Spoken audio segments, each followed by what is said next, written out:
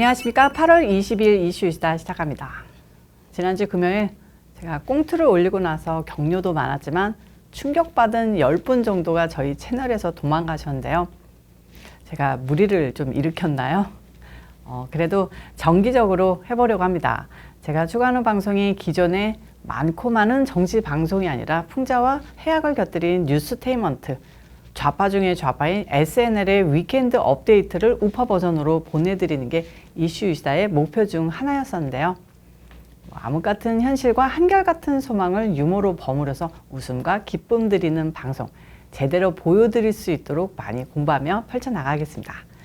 자, 사설이 좀 길었죠? 첫 소식 전해드리겠습니다. 첫 소식은 체니 소식입니다.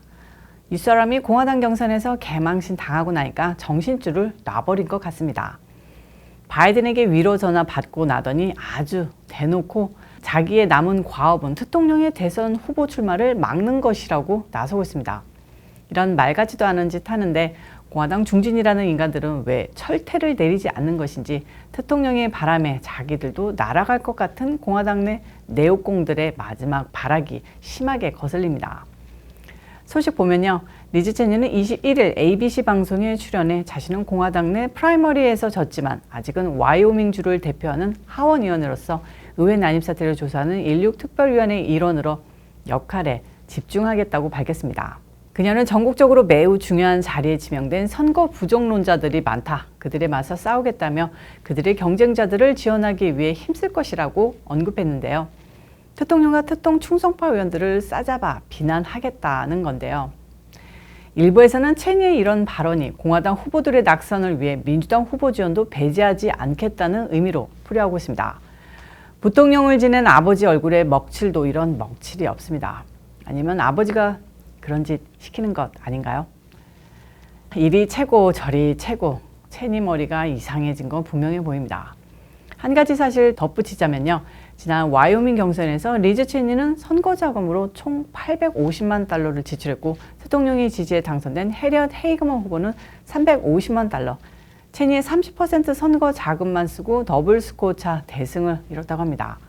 850만 달러면 거의 한국 돈으로 130억 원을 쓴 건데요. 미국이라도 연방하원 선거에 이 정도 돈 쓰는 정신 나간 사람은 그닥 많지 않습니다. 그 돈 쓰고 이렇게 여기저기서 체이는 신세대니까 정말 정신줄을 놓은 것 같은데요. 앞으로 이분 움직임도 다시 계속 주시하겠습니다. 이번 체이니의 패배로 극명하게 드러난 사실이 있죠. 그건 바로 좌파와 미디어가 무슨 소리를 하든 공화당에서의 트럼프 대통령 영향력은 절대적이란 사실입니다. FB가 총대를 메고 법무부가 작전을 짜 아무리 대통령을 올감해도 국민들의 공화당원들의 대통령에 대한 충성은 오히려 단단해지는데요. 그래서 대통령의 공화당 대선 후보 당선을 막기 위해 주류 언론들은 이제 국민들이 아닌 공화당 내부에 갈등의 씨앗을 뿌려 대통령을 막으려고 있습니다.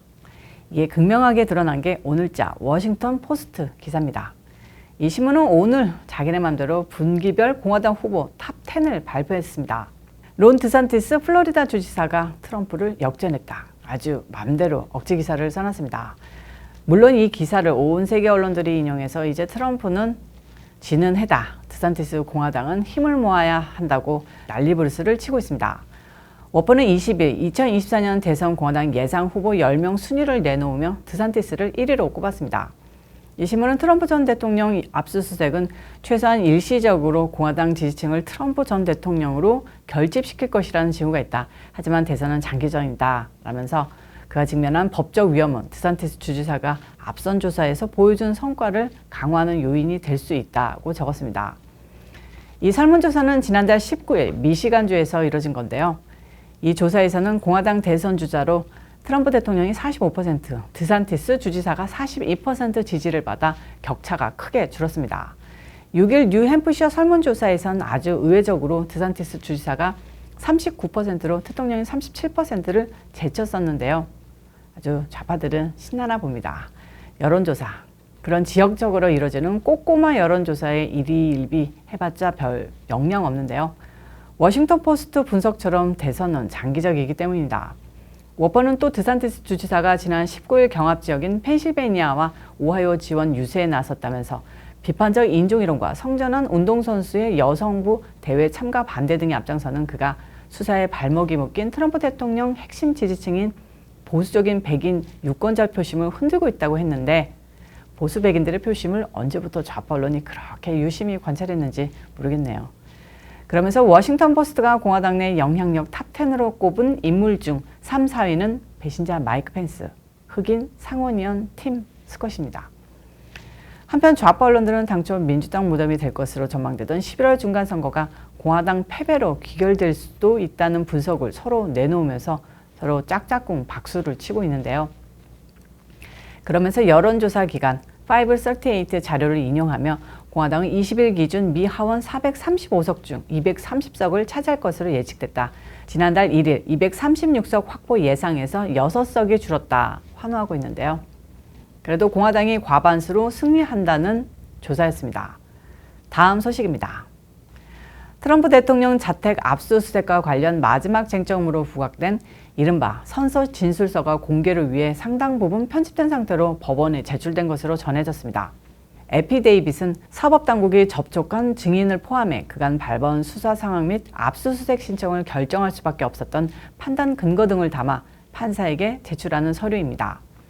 따라서 이걸 보면 대통령에게 가해지는 법무부의 수사 방향과 이유, 증인, 자료 등을 구체적으로 알게 됩니다. FBI 말하라고 특통 자택에 대한 압수수색이 논란이 되며 정치 탄압으로 비춰지자 법무부는 우리 그럼 다 까버린다. 트럼프가 간첩질하고 못된 짓거리 했다는 거 아주 다 까버릴 거야 하고 호기롭게 지저대는데요. 대통령 측은 한 줌 부끄러울 것 없다. 다 공개해라 라고 법무부에 대응했습니다.